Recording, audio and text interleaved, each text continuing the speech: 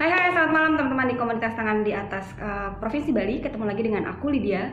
Malam ini kita akan melakukan sesi sharing selling. Kali ini narasumbernya ada perempuan nih, karena gantian setiap minggu ada perempuan, ada laki-laki, ada perempuan, ada laki-laki.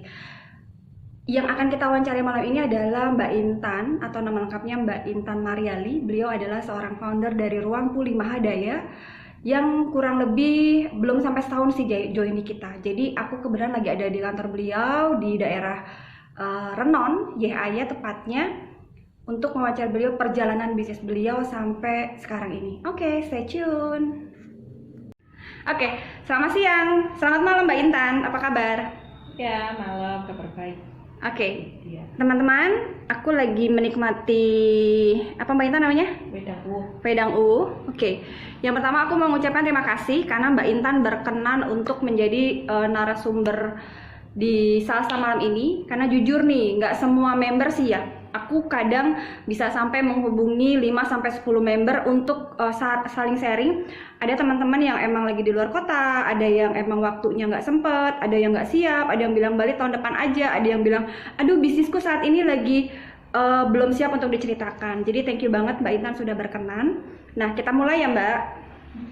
Nah, komunitas TDA ini kan komunitas pengusaha nih, tapi banyak juga teman-teman yang saat ini masih bekerja. Jadi mereka belum full menjadi pengusaha. Kalau Mbak Intan sendiri sebelum memutuskan untuk berusaha atau bisnis sendiri, perjalanan sampai Mbak Intan ke sini gimana? Kayak pengalaman bekerjanya Mbak Intan? Ya, sama sih, saya juga mulai dari profesional. Karena sebelumnya saya dari lulusan psikologi, saya berkecimpung di dunia human resource.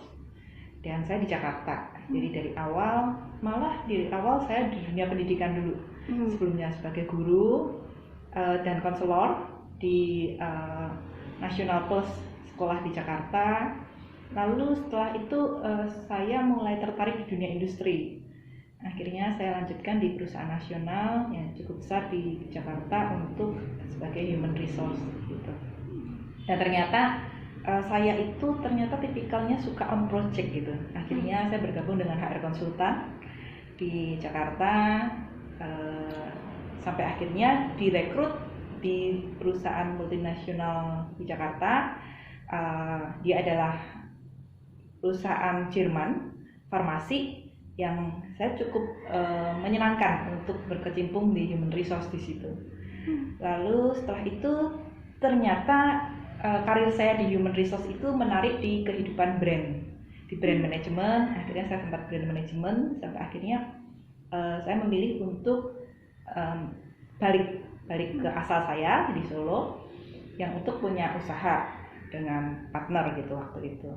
Nah, dari situ saya mulai wirausaha. Waktu itu sih belum di ruang pulih ini ya, jadi belum di ruang psikologi.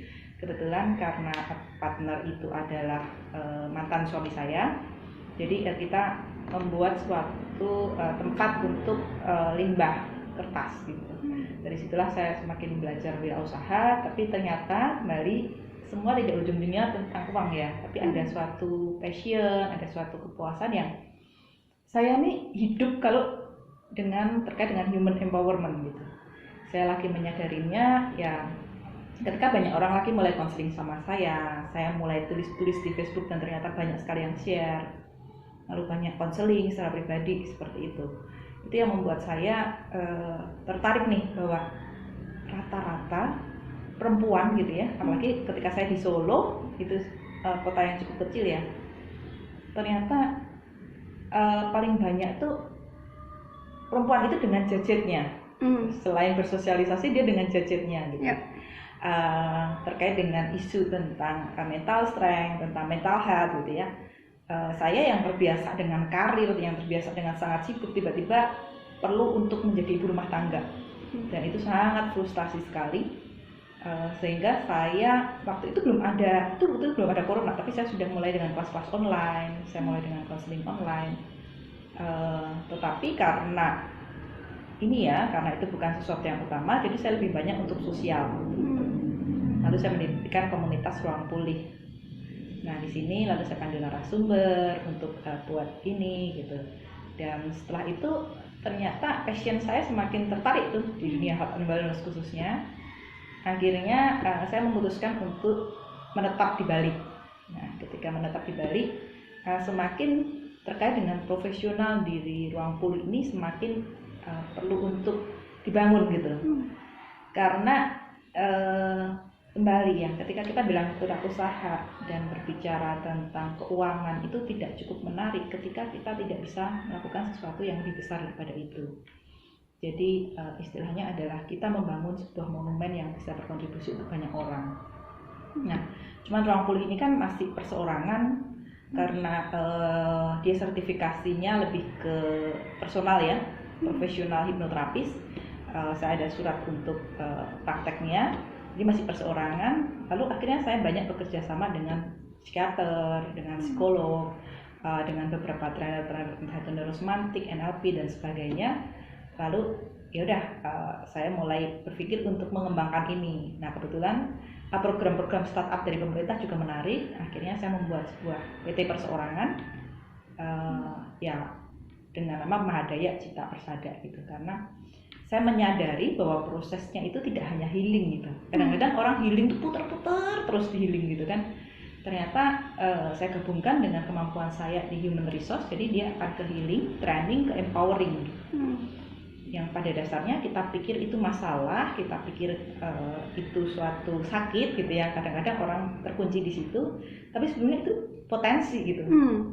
Potensi seseorang untuk dia menciptakan atau melakukan perjalanan di dalam hidupnya sehingga dia bersinar sebagai apa gitu. Itu yang saya jalanin ya, Mbak Riti ya. Latar belakang berdirinya nama Ruang Pulih itu apa Mbak, yang memutuskan ataukah itu nama dari Mbak Intan sendiri atau ketika proses bergabung dengan teman-teman yang lain? Sebetulnya saya tuh dulu awalnya tuh Ruang Klesidra, jadi saya mulai bangkit setelah menjadi seorang ibu rumah tangga, saya bangkit lebih kepada digital marketing. Cuman ya itu ya, karena nggak passion gitu ya. Jadi ketika ada kesalahan kesulitan gitu tidak semenarik itu gitu. Sampai pada akhirnya, nah ini isu klise seorang perempuan adalah ketika kita hamil dan melahirkan. Jadi saya sempat yang kedua anak saya hamil dan melahirkan dan Ruang Klesidra ini berhenti. Dari situ saya mengalami postpartum depression. Jadi lebih dengan isu mental health dan sebagainya. Ya, baby blue. Kalau baby blue dia masih normal ya kondisinya, tapi ketika dia sudah menjadi depression, dia menjadi sebuah sesuatu yang perlu untuk proses pemulihan. Nah, dari situ untuk meningkatkan percaya diri saya perlu untuk menekuni lagi passion saya. Nah, saya gali-gali lagi, ternyata saya tertarik dengan mental health, lalu saya membuat Ruang Pulih ini. Akhirnya ya menemukan ini, ada ruang pulih yang ternyata setiap orang itu bisa menemukan di dalam dirinya, ruang pulihnya di dalam dirinya gitu ya. Selalu dia cari ke orang lain. Nah, dari situ saya membangun terkait dengan kesadaran untuk memulihkan diri masing-masing sehingga tercapai nama Ruang Pulih itu, Mbak. Kan Mbak Intan tadi bilang PT perseorangan ya, and then kalau mau dibilang secara entrepreneur, Mbak Intan masih solopreneur nih. Gimana? Maksudnya kenapa harus bangun PT? Tadi itu kalau udah tanya sebenarnya, biar teman-teman tahu apa yang membuat Mbak Intan. Karena kalau teman-teman yang lain kalau sendiri kan pikir masih oke ya, jadi lebih kayak more ke freelance. Tapi ketika Mbak Intan udah PT, which is itu lebih formal, apa yang melatar belakangin Mbak Intan untuk membentuk sebuah PT? Ya, vision ya, lebih vision ini yang menarik ya kepada setiap orang. Seberapa banyak kita melihat ke 5 tahun ke depan saya ingin jadi apa, dan ini melempar saya sesuatu yang saya perlu nih gitu, karena ketika saya dipercaya sebagai seorang public speaker, akhirnya yang paling menggoda saya gitu, karena waktu itu ada undangan dari Kemendikbud. dari Kemendikbud untuk mengisi salah satu kelas online gitu. Dan selalu kalau dari Kemendikbud selalu dari institusinya apa. Oke, harus ada badan yang menaungi kita ya. Sebetulnya dengan ruang pulih aja dan perseorangan juga bisa sih. Tapi kembali karena mimpi saya ya yang mungkin sedang berjalan kalau saya bilang, dan akhirnya saya banyak juga bekerja sama dengan beberapa orang untuk kolaborasi dan sebagainya. Jadi saya berpikir ini sepertinya perlu gitu. Dan menariknya adalah perjalanan saya karir juga terkait dengan kemampuan seorang wanita untuk membuat sesuatu yang lebih besar, lebih ke gitu sih. Jadi akhirnya saya dengar-dengar, saya ngobrol sama pengacara, nah dia bilang sekarang ada PT perseorangan loh yang kita cuma daftar 50.000, kita bisa difasilitasi untuk menjadi sebuah lembaga dalam prosesnya. Berarti hitungannya masih di dalam masa pandemik ya Mbak, bikin PT ini? Iya, So, let's say kurang lebih perjalanannya kurang lebih 2 tahun ya untuk membuat PT ini. Tantangan terbesarnya apa sih? Karena kayak kemarin kan dari Mbak Intan karir nih, kalau di karir kan company kan tugasnya ya hanya ini, empowering segala macam, nggak ngurusin tetek bengek. Nah kedua sebagai konsultan yang dimana juga masih kolaborasi. Nah tapi ketika udah PT walaupun dia personal kan tetap kita ada tanggung jawabnya kan, udah secara omset atau mungkin bikin bisnis plan atau apa. Itu gimana Mbak tantangan selama Mbak perjalanan 2 tahun ini udah ngebentuk PT? Yang pertama itu lebih ke bagaimana kita komit kepada diri sendiri. Jadi kalau mungkin bersama tim dan sebagainya, energi kita masih bisa menyesuaikan dengan mereka. Tapi kalau kita sebagai entrepreneur adalah bagaimana kita mendrive dan terkait dengan leadership ya. Decision making terkait dengan modal dan bagaimana untuk memarketingkan dari mulai menyiapkan semuanya sendiri, membuat produk, memasarkan, melakukan penjualan, melakukan CSR-nya, lebih ke itu sih. Dan ketika di masa perjuangan yang menjadi tantangan adalah ketika ada isu keluarga gitu. Jadi kayak kemarin sempat papa saya kebetulan di Solo ini ya sakit cukup lama yang perlu untuk ditemani, ya otomatis mundur gitu, mundur sejenak untuk ya nanti mempersiapkan kembali gitu. Jadi kalau memang entrepreneur sih akhirnya apa sih prioritas di dalam hidup kita gitu. Itu tantangannya. Oke. Apa ya tadi aku mau menyambungkan yang Mbak Intan ngomongin visi misi nih. Kan tadi aku juga ada tuh, udah bisa sih aku baca tapi biar teman-teman tahu ya. Visi misi dari Ruang Pulih Mahadaya ini apa sih Mbak? Ya, kalau visinya lebih ke menjadi lembaga profesional ya terkait dengan kesadaran diri. Karena isu-isu di human empowerment adalah banyak diri kita tuh di hijack oleh ketidaksadaran. Termasuk di dalam diri saya pun masih berproses gitu. Bagaimana kita memilih, bagaimana kita mengkreasikan, bagaimana itu menjadi nyata, itu tantangan itu sih. Dan menjadi lembaga profesional kesadaran yang cukup besar di Indonesia. Visinya itu ya. Kalau misinya sih terkait dengan lebih ke bagaimana mempersiapkan teknologi, mempersiapkan tim, lebih ke seperti itu sih Mbak. Oke. Misi ini kan ada misi ke dalam dan keluar nih. Keluarnya kan ke masyarakat nih. Lebih Mbak Intan, so far misi ke luarnya apa Mbak yang udah dilakuin? Oke. Kalau misi keluarnya kita aktif di ini ya, di sosial ya, biasanya kayak panggilan untuk sosial atau termasuk bekerja sama dengan IIDN, komunitas ibu-ibu doyan nulis. Dia dengan antologinya, lalu bagaimana meng-coach ya dari mulai proses healing sampai coaching. Waktu itu kita lakukan puluhan wanita untuk menulis bersama, ya gitu, dan termasuk juga ini nanti bentar lagi ya yang keluar dengan Mbak Lydia nih, Jill Einstein gitu.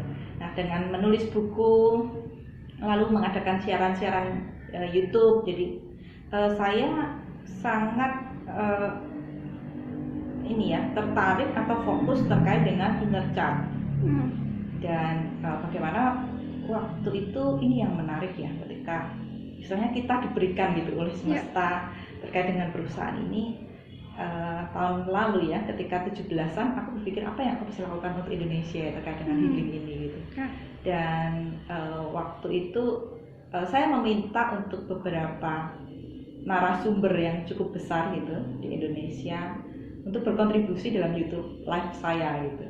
Ada Pak Adi W. Gunawan, ada Pak Prasetya M. Brata, Anthony Dio Martin dan bagaimana itu sangat berkontribusi gitu terhadap masyarakat untuk mengetahui inner child ini dan bagaimana mengasuhnya dan mengempower dia.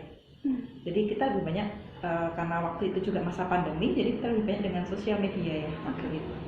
Ya, kalau dilihat dari misinya Mbak Intan sebelum ada PT pun dengan Ruang Pulih udah emang terbiasa ini ya di Instagram gitu ya bikin live yang dimana bisa membantu masyarakat. Nah kalau sekarang karena udah PT kan lebih fokus nih Mbak Intan, lebih marketnya kemana? Lebih ke personal one on one atau lebih ke perusahaan atau lebih ke pemerintah untuk ininya ke depannya atau yang sekarang lagi dijalanin? Karena kalau Ruang Pulih itu arahnya lebih ke healing ya, makanya itu saya juga menambahkan atau membentuk PT-nya ini dengan nama Mahadaya Cipta Persada. Jadi lebih ke human empowerment ya, dari kemampuan kami dan nantinya tim menyusun itu dari mulai personal sampai ke perusahaan. Juga kembali ya kemarin dipercaya untuk mengisi ke kementerian ya, kami memberikan kesempatan diri untuk itu. Jadi yang saat ini marketnya lagi dijalanin lebih ke apa Mbak? Kalau sosial atau? Kalau yang utama lebih ke perempuan bekerja ya. Dan kita fokus kepada sesuatu yang training ya, dan empowering yang lebih kepada suatu program pribadi dan juga kalau ke human resource itu lebih ke bagaimana memimpin diri dengan sukacita ya, memimpin diri dengan sesuatu yang energinya fun gitu. Karena saya bergerak juga di Access Consciousness sebagai fasilitator, di mana berapa banyak orang ini ya merasa menjalankan perusahaannya ini unconscious gitu. Terkait dengan keuangan yang mandek, yang lebih banyak energinya karena stres atau karena kepepet gitu. Akhirnya menjalaninya nggak fun gitu. Ya jadi energinya stuck. Ya lebih banyak terkait dengan energi flow, terkait dengan perusahaan, juga terkait dengan beberapa sesi coaching yang saya berikan gitu. Termasuk sebetulnya lebih kepada kemampuan kita untuk mengenali potensi gitu. Nah potensi ini kan ada juga kekurangan dan kelebihan, tapi kadang-kadang kekurangan ini tidak dilihat sebagai potensi. Jadi ketika saya di pribadi, saya fokus ke personal, dan ketika saya di perusahaan, saya fokus untuk empowering dan bagaimana antar pribadi ini dinamikanya untuk mencapai apa yang diinginkan oleh perusahaan. Kalau dari sekarang ngomongin masa depan, Mbak Intan melihat tantangan terbesar untuk perusahaan apa Mbak? Lebih karena saya memulainya dari kecil ya, termasuk kalau saya bilang sih lebih kepada proses ya, saya melihatnya proses. Jadi kayak misalnya bagaimana mengelola modal yang ada, lalu bagaimana membangun tim, lalu bagaimana men-set marketing, bagaimana membentuk customer relation, lebih kayak itu. Nah, pertanyaan selanjutnya adalah, kan tadi Mbak Intan bilang nih 5 tahun ke depan tuh penting ya kalau dalam bisnis. Siapa Ruang Pulih atau sudah berada di mana Ruang Pulih 5 tahun yang akan datang? Dalam bentuk misalnya apakah cabang, ataukah jumlah karyawan yang berapa, apa jumlah tim yang berkembang, atau jumlah partner ini gimana Mbak? 5 tahun ke depan yang saya bayangkan akan besar di Bali. Dan yang fokus kami sih ke dunia ya, lebih ke nasional juga internasional. Dan perkembangan kami juga ada di 3 kota besar di Indonesia. Kebetulan sekarang kita lebih ke panggilan-panggilan gitu. Jadi kadang-kadang untuk mengisi training access consciousness gitu ke Surabaya, ke Jogja, lebih ke panggilan sih. Kedepannya diharapkan ada yang jadi yang di Bali itu adalah pilot project saya gitu. Headquarternya. Iya, nanti ketika satu di Bali, semoga gitu kan. Tetap running dan bisa ada cabang atau bisa dibuat semacam franchise gitu. Wow. Pertanyaan terakhir nih.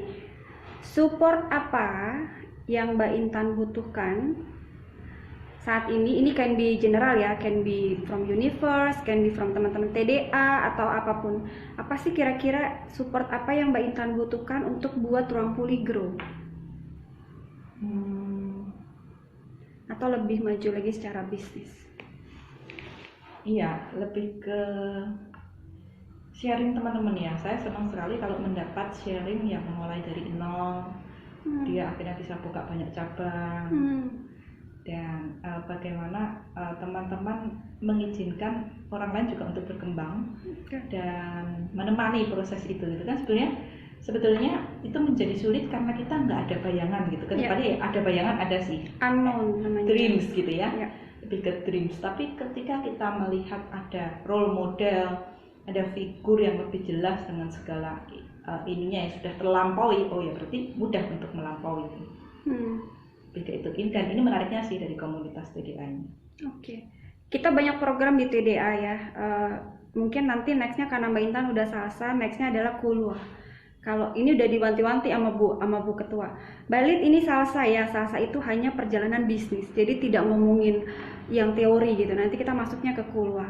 Nah sekarang di sesi terakhir ini Mbak Intan boleh promo atau jualan nih gitu. Apa sih Ruang Pulih, dan kita ini adalah target marketnya Mbak Intan atau mungkin karyawannya atau siapanya. Jadi Mbak Intan silakan mempromosikan dan berharap pastinya akan mendapatkan banyak setidaknya ada klien baru dari TDA. Silakan Mbak Intan.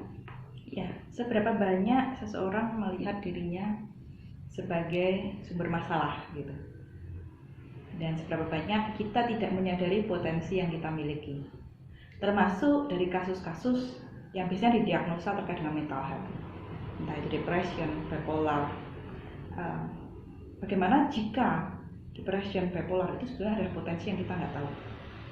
Dan saya dengan metode access consciousness, juga dengan hipnoterapi, juga CBT dan beberapa metode psikologi yang saya sudah certified, bisa membantu teman-teman untuk proses self healing. Dari self healing hingga self empowering. Nah, bagi teman-teman yang mempunyai usaha, teman-teman juga bisa menikmatin gitu ya, menikmatin sesi training untuk bagaimana membangun visi misi perusahaan, bagaimana membuat leader ini cukup mengerti tentang potensi-potensi yang sebenarnya ada dan tidak terlihat dari setiap karyawannya, dan bagaimana mengembangkan tim untuk mencapai visi misi yang ada. Jadi temuin Mbak Intan di mana? Ya, bagi teman-teman yang mau kontak saya bisa kontak di WA di 0899 38 11112 atau di ruangpulih.com atau bisa ke kantor kami di Jalan Tukatih Aya nomor 134 Denpasar, Bali. Oke, atau bisa mengikuti Ruang Pulih di media sosial. Ya, kita juga ada IG-nya dan ada Facebook-nya Ruang Pulih. Oke. So, Mbak Intan mungkin ada kata penyemangat terakhir nih, penutup dari Mbak Intan untuk teman-teman TDA. Sekarang kan kita masih up and down ya, karena belum masih normal gitu. Kalau dari Mbak Intan sendiri apa? Ya, moto kami di Ruang Pulih itu selalu ada suatu proses yang kita semua perlu jalani, termasuk saya. Dan proses itu adalah pulih, latih, bertumbuh kembang. seberapa banyak kita mengizinkan diri kita untuk mengakses ruang pulih kita di dalam diri, dan menyadari bahwa kita sebetulnya adalah insan yang maha daya, insan yang tidak terbatas. Termasuk ketika saya bertemu dengan Mbak Lid, saya ketemu dengan TDA, sebenarnya kita satu sama lain itu berkontribusi untuk menjadi seseorang yang luar biasa. Wow, yes. So, thank you waktunya Mbak Intan sudah sharing. Kita tunggu untuk sesi keluarnya. Nanti ada tim yang akan menghubungi. So, terima kasih teman-teman. Selamat malam. Kita buka tanya jawab di grup. Thank you.